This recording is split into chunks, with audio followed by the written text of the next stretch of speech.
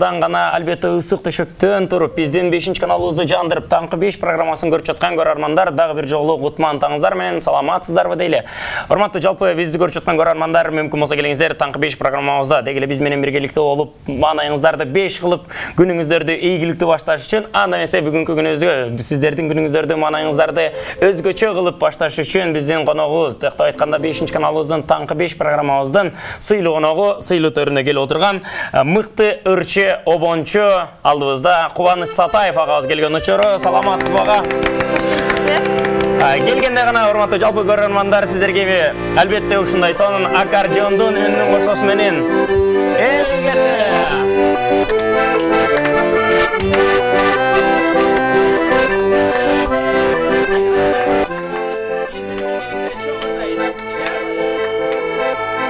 Tog gülüne okşoğun oy kızdaray, tonu dağı kozgoğun oy kızdaray.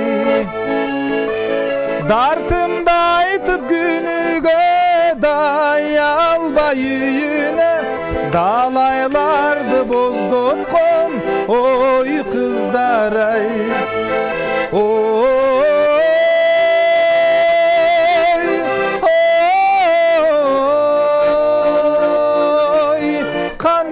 Kanteyin oy kızdaray.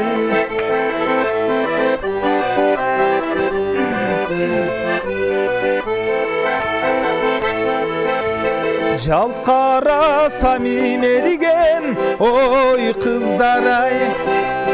Canım dört töp jiberigen oy kızdaray. Şamalı çok caz bolup, şarabı çok mas bolup, kayıp karmam sileriden oy kızdaray. Oy,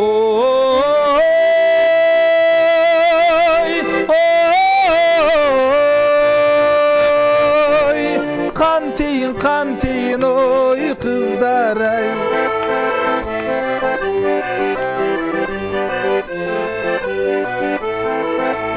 Rahat görkü kurakta oy kızdaray. Hırjanırsın bulakta oy kızdaray. Barın ardı süysem da, barın ar dep jürsem da, süygönüm bar ücakta oy kızdaray. Barın ardı süysem da, barın ar dep jürsem da, süygönüm bar ücakta oy kızdaray. Oy,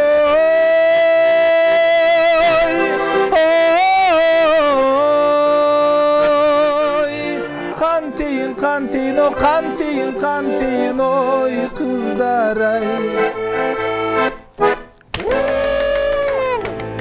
Браво. Андан энергия алдыгы, мотивация алдык кой. Эртең менен албетте ушундай сонун маанай менен ушундай сонун дегеле дүйнө жакшы сөз бар го. Жан дүйнөнүн азыгы бул албетте сонун чыгармалар, сонун музыкалар дейт. Дагы бир жолу куш келдиңиз. Ассалому алейкум. Саламатсызбы? Кутмандуу таңыңыздар менен урматтуу 5 каналдын көрүүчүлөрү, жалпы кыргызстандыктар ушу жаңы жылдан кийин ушу биринчи жолу эфирге чыгып атам. Барыңыздар жаңы жылыңыздар менен куттуктайм. Бирге болсун. Жаңы жылда жата берип жалкоодо болуп кетиптир. Бүгүн араң турдук. Кыргыз элибизге эмне кылайм? Тынччылык кылайм биринчи. Элибизде тынччылык болсун, ийгилик болсун. Ошол. Баракелде, эң сонун дегеле айтсаңыз 2022-жыл албетте бул Арстан жылын жакшы узатып алдык. Ал эми 2023-жыл койон жылын жакшы тосуп алдык дегендей. 2022-жыл сиз үчүн кандай жылдардан болду? Жана ошондой эле 2023-жыл кандай жылдардан болуп башталды? 2022-жыл мен үчүн жакшы жыл болду. Себеп дегенде бир эмес 2 концерт өткөрдүм. Ушу январдын башында былтыр ушу атамдын эскерүү концертин өткөргөнбүз. Филармонияда жакшы деңгээлде өткөн. Андан кийин май айында Анталияга барып чоң фестивалга катышып келдик. Анталияда ушу түрк дүйнөсүнүн бир жакшы Түркмен фест деген жакшы фестиваль болгон. Ошол жакта бир жума жүрүп түрк улутундагы көчмөндөр оюну сыяктуу болду да. Түрк улутундагы адамдар катышты. Алардын өзүнүн баягы айылчасы болду. Азербайжандар, казак, өзбек, уйгур, кыргыз, татар дегенде ушундай түрк тилдүү элдердин фестиваль өттү да, андан чоң деңгээлде өттү. Ар бир эл өзүнүн баягы салт санаасын көрсөтүп, өзүнүн баягы чеберчилигин көрсөтүп, атайын кыргызстардыкы мисалы боз үй тигилип, ошол жерде бүт жана аң терилерге чейин илинип, комуз, кыргыздын эмнеси болсо мисалы туш кийиздери, ошол анан Кыргызстандын атынан ушу апабыз экөөбүз барганбыз. Кыргыз эл артист саламатсыздык го. Ушу биз ал жак Анталияда 10 миңдей кыргыз бар экен, аларда өздөрү баягы чогулуп турушат экен, өздөрүнүн баягы уюму бар экен. Ошол жакта Чолпон деген эжекебиз жетектеген ошо Кыргызстандын атайын уюму бар экен, коом. Ошолор ал жакта да комузчу өнөр адамдар бар экен да, баягы кызыккан. Анталияда эмгектенип жүргөндөр. Шайыр апалар бар экен, алар чыгып өздөрүнүн өнөрүн көрсөттү. Анан баягы эң сыйлуу конок болуп биз ошо апабыз экөөбүз ырдап адам бир сон деңгээлде өттү да, биз ар бир улут өзүнүн баягы талантын көрсөттү. Таланттарын жана ошондой эле үрп адаттарын. Биз да ошо комуз менен, эстрада менен өзүбүздүн баягы кыргыздын жүрөгүн козгой турган кыргыз жырларды ырдап бир көп киши болду окшойт. Адан чоң көчмөндөр оюнунда эле чоң иш чара болду да. Анан келип ушу өзүм жандуу концертин бердим былтыр. Азыр эми жандуу деп атпайбы былтыр. Ошо эксперимент кылып биринчи жолу баягы эми ага чейин аккордеон менен жандуу эле ырдап жүргөм, анан эстрада менен баягы толук кандуу жандуу менен состав менен даярданып ошо жандуу менен концерт бердим. Кудайга шүгүр, жакшы деңгээлде өттү. Андан кийин ушу коомдук каналдан да, биринчи каналдан биздин КТРК. Ошол жактан да эфирден кетти. Кудайга шүгүр ошо. Эми баягы биринчи жолу берген кичине кооптонот кезиң, бирок адан жакшы деңгээлде өттү да. Баягы техникалык жактан кандай болуп калат депчи. Мисалы ал жакта гитара, ударный баары баягы жандуу болду да, клавиша бүт. Анан Кудайга шүгүр жакшы өттү. Жандуу берсе сонун эле болот экен. Элдер сонун кабыл алышты. Эл да сонун кабыл алды. Мен да рахат алдым элден дегендей баягы. Эң сонун. Ал эми 2023-жыл албетте. Быйыл дагы буюрса. Буюрса жакшы башталды. Жакшы беребиз. Эң сонун. Анан айтсаңыз, жаңы айтып кетпедизби, бул түркмөн элдер менен биргеликте бир чоң фестиваль болду деп. Ал жакта ошондо деген биздин өзүбүздүн 10 миңге жакын кыргыздарыбыз, кыргыз эли чогулуп, өзгөчө бир коому, өзгөчө оюндук зоокторду өздөрү уюштурушты. Ал жакта кандай десем, бар эле баягы миграцияда эмгектенип жүргөндөр да. Анан кийин өздөрүнүн ынтымагы бар экен, өздөрү чогулуп, бизди да адам коноктошуп, сыйларын көрсөтүп. Эми кай жакта болбойлу кыргыздар ынтымактуу болгон жакшыдан, ал жакта да ынтымактары бар экен өздөрүнүн. Кыргыздар эле эмес, ушу түрк туугандар да бизди адан коноктоп, сыйлап, ал жакта биринчи жолу барган жокпуз, көп эле бул жолу барып жүрөбүз Анталияга. Адан керемет жер. Кыргыздар буюрса көбөйүп, мындай отурукташып калыптыр, жакшы. Баракелде, эң сонун. Негизи адамдары кандай экен аякта, Анталиянын? Өзгөчөлөрү бар. Анталияда адамдары кылган мамилеси абдан жакшы. Эми баягы түрк тилдүү элдер бизге жакын. Эми баягы тилибиз деле мындай сүйлөшсө окшош. Эми адамдар эми ал жакта туризм өнүккөн да. Мага мисалы Анталиянын климаты, деңизи мисалы адан жагат да. Ден соолукка да билбейм, адам мындай. Өзгөчө атмосфера. Өзгөчө атмосфера да. Баракелде. Азыркы учурда биздеги СМС билдирүүлөр келиптир, биз өздөрүнө жеткирели. Кутман күнүңүздөр менен Таңкы 5 каналынын жалпы жамааты барыңыздарды жаңы жылыңыздар менен куттуктайм. Ассаламу алейкум, кубаныч. Биз дастаркон үстүндө отурабыз. Мүмкүн болсо, мен романтик ырыңызды жандуу ырдап бересизби? Аксы Сары Челек айылынан салам деп жөнөткөн экен албетте. Рахмат. Эми алар эстрада менен ырдап жүргөндөр эми аккордеонго унутуп деле калдым да.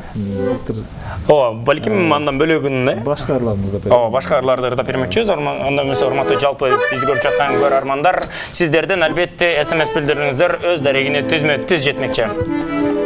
СМС билдирүүлөрдү албетте 706 09 06 06 номерлерине байлансаңыздар болот. Ал эми 312 59 20 70 номерлерине сиздер түзмө-түз чалып өз сурооңуздарды берсеңиздер болот, урматтуу көрүүчүлөр. Автордук чыгармалардан ырдап берейин. Келиңиз. Достор жөнүндө Жан досум деген чыгармам бар, ошону. Жалпы досторго арнайыз анда эмесе келиңиздер.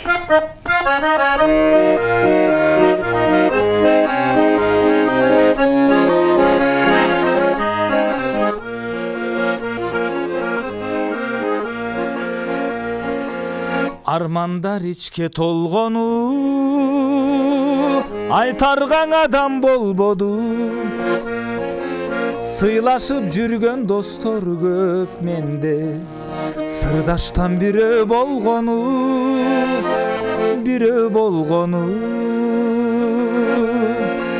Достуктун шертин тамбаган, дайыма колдоп жандаган, түйшүктү ушул жалгандай, күйүттө бел болгон, күлкүгө дем болгон, досу жок деги барбадам, айтчы барбадам. Бакт өлөт консо башыңа, ким келбей дос деп жаныңа, кыйналсаң анын бири жок, жан досуң чыдайт барына, күйүп арына. Жан досум мага көп айтты, кайратың болсун деп айтты, түйшүктү ушул жалгандай, сүйөрүң көп болсун, санаң жок болсун, сабырың болсун деп айтты, досум көп айтты.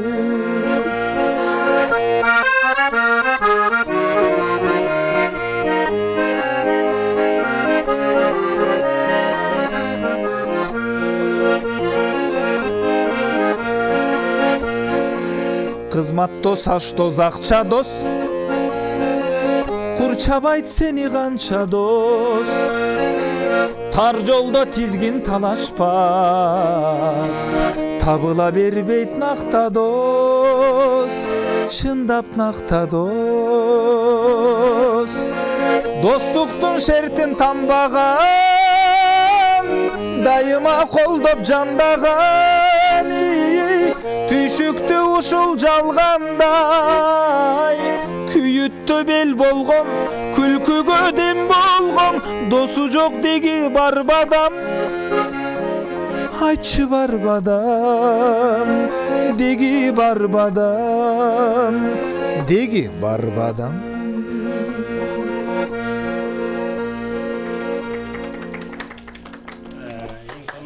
Болду. Досторго арнаган эң сонун чыгарма экен. Деги айтсаңыз, азыркы учурда сиз өзүңүздүн ушул чыгармаңыздан бир өзгөчө сөздөрдү эсиме алып, жүрөгүмө тактап калдык десең жаңылышпайбыз. Айтсаңыз, азыркы учурда эле акчаң барда бардыгы дос дедиңиз. Бул чыгарманы өзүңүздүн жашооңуздан алдыңызбы? Бул мен бул чыгаргам 10 жыл болуп калды. 10 жылдан ашып калды. Жашоодон алынат, көп нерсе баягы кыйын күндөр келгенде чыгат да. Буларды бир ошо моментте бир таарыныштар болуп, бирөөлөр менен бир конфликт болгон да. Ошол убакта чыккан да. Анан баягы ачуу калдырып, мен баратканда тиги досум кармап калып кой деп, сабыр кыл депчи. Баягы адам ачуусу келгенде жаман нерселерге барып калышы мүмкүн да. Ошондо досум жанымда болгондо ошого арнап чыгаргам да. Абдан сонун сөздөр. Жана кыргызда бир жакшы сөз бар. Ачууң келгенде албетте ойлонбо дейт, Анан жакшыныкы кубанычың кезиңде эч кимге ооба деп айтпа дейт. Анан сөзүн кайырмасы чыгып калган негизи. Кайырма сөзүм анан кийин куплетин кандай кылсам деп Жылзыбек Турсунбаев деген досум бар, акын. Билесиздер. Жакшы ырларды ошо досум жазат азыр. Көп биздин баягы кит чыгарып жүргөн азыр жашына инилеришкечи. Анан Жылзыбекке айтсам макул досум деп анан сөзүн жазып берген да. Өзгөчө чыгарма болуптур десек жаңылышпайбыз. Куплеттерин ошо Жылзыбек акылдашып. Анан айтсаңыз, азыркы учурда эми сиз көбүнчө эле жандуу үн менен ырдайсыз. Анан азыркы учурда эми көп эле биздин албетте эстрада жылдыздары фонограммага көнүп калышты. Анан жакында эле жакшы бир закон чыкты. Фонограмма тыюу салынды. Ошого сиз өзүңүздүн оюңуз кандай? Фонограммадан негизи жандуу үнгө өтүш керек болчу да. Мурда эле өтүш керек болчу. Негизи көп жактарда өтүп атат да. Мисалы, мен угушума караганда Кытайда фонограмма болбойт. Жандуу урдайт бүтүрчүлөр. Бүт бара. Бүтүрчүлөр. Ошон үчүн да Димаш барганда адам Димашты баалашпады го мисалы. Кытайдан көтөрүлдү го ошол жактан. Димаш болду го мисалы. жанды үндүү баягы диапазондагылар абдан баалайт да. Ошон үчүн биз да ошого өтүш керек акырындап. Акырындык менен өтсөк. Бизде кемчиликтер бар албетте, жок деп айта албайм. Эң сонун. Бизде мисалы аппаратуралар жакшы эмес, акустикалар жакшы эмес. Зал жок, жакшы заманбап мисалы. Көп нерселер жок да. Эми акырында болот деп ойлойм, буюрса. Эң сонун азыркы учурда бизде чалуулар бар экен. Саламатсызбы? Кутман таңыңыз менен. Саламатсызбы? Шеýdердин көрсөтүүсү силерге суранычым ошол Чубак Сатаевди жакшы билет элекпиз. Ошол Кубаныч Белаты. Кубаныч Сатаев. Кубаныч, сенга суроом. Şu ata-aналарын өркүндөтүп, өстүрүп, жакшы ырдап жүрсөң керек.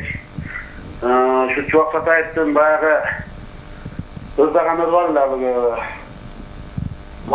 балама дегенде, Балама деген аттуу биздин ошону мен Алапкы районунан Көкташ айылынан чалып атамын.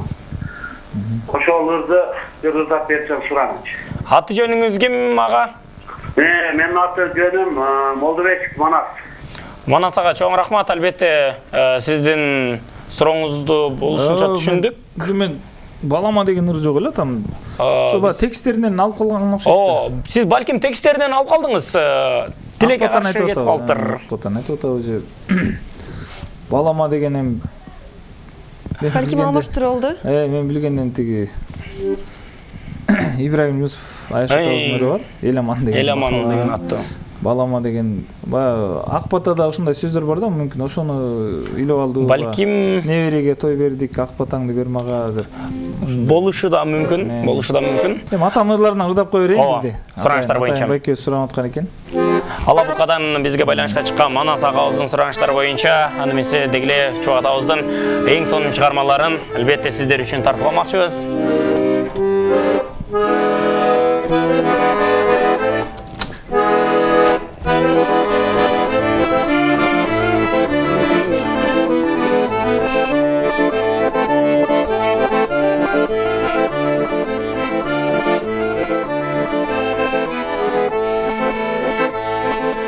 Birige жүрдүк бир далай, ал күндөрүм жыргалай. Азыр жоксуң жанымда, эңсеп жүрөк кыйнадай. Бирге жүрүп кетип калдың, арга канча арман ай. Кагылайын каралдым, о кайсыл күнү жаралдың. Жүрөгүмдү эзип кеттиң, эми жоксуң кайдан табамын.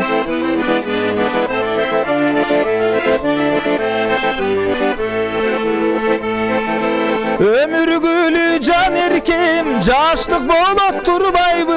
Ойноп күлгөн бул өмүр, аздык болот турбайбы? Жалындаган жаш өмүрдү жараткан, ал бир келсе өтпөй кетпей турган кылбайбы? Жалындаган жаш күндөрүн кимдер гана эңсебейт? Кайрылып кел, ал күндөр деп кимдер сүйүп аны эңсебейт? Арман ай. Арман ай.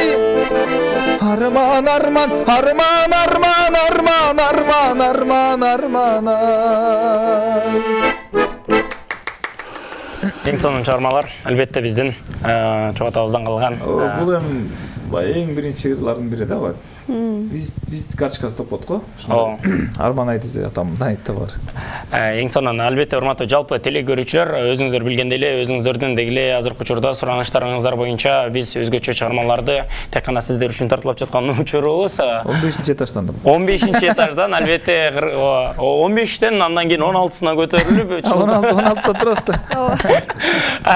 Ошо башым айнат высоко көрө болду. Калпакты кайра. Дегиле урматтуу жалпы теле көрүүчүлөр, ушундай сонун таңкы 5 программабызда ушундай маанайыбыз 5 болуп өзгөчө эртең мененки күнүбүздү дегиле ийгиликтүү баштап жаткан учурубуз. Мен калпак көп деле кийбейм да, мындай майрамдарда кийем, анан могу суукта Эрте менен турба баш чууган кичине эме да. Ооба. Албетте, урматтуу көрүүчүлөр. Сулуктан жылдык деле. Дегиле бир четинен албетте биздин жаштарыбызга дагы бир өзгөчө бир туура жолду көрсөтүп жүрөбүз. Аксакалдай болууга калпак. Бизде чаллар бар экен, мүмкүн болсо. Саламатсызбы? Кыргызстандын жаштарыбыз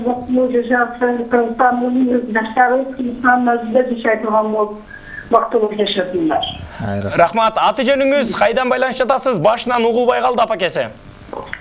Кызымбей районунун Көктолаган. Мияса. Баракелде, эң сонун албетте. Жакшы келдиң. Баракелде, жаңы жылыңыз менен кирип келген. Ой, рахмат. Констаблай.